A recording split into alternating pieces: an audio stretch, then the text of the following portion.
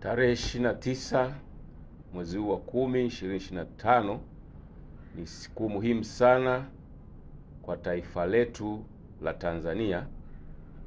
ambapo Watanzania watatekeleza haki yao ya kikatiba ya kupiga kura kwa ajili ya kuchagua viongozi watakao waongoza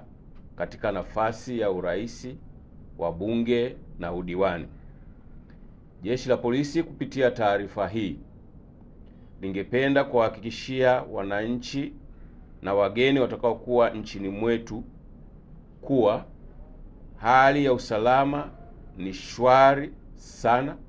na hakuna tishio lolote la kiusalama linaloweza kufanya shughuli hiyo ya kupiga kura isifanyike kwa amani. Pia wananchi mnahakikishiwa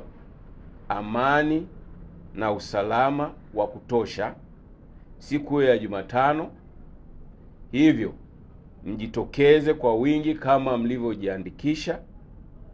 kwenda kupiga kura bila hofu yoyote ile. Aidha, ninawahakikishia nimejipanga vizuri sana kumdhibiti yeyote yule kwa mujibu wa sheria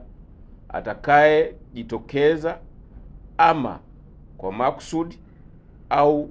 kwa nia ovu kuvunja sheria za nchi ili kuhatarisha amani ya nchi kwa kisingizio chochote kile siku hiyo ya kupiga kura na baada ya kupiga kura. Atakaye thubutu kuvunja sheria asimlaumu au asilaumu kwa hatua zitakazochukuliwa dhidi yake kwa mujibu wa sheria za nchi, kwani elimu imetolewa vya kutosha na kwa muda mrefu.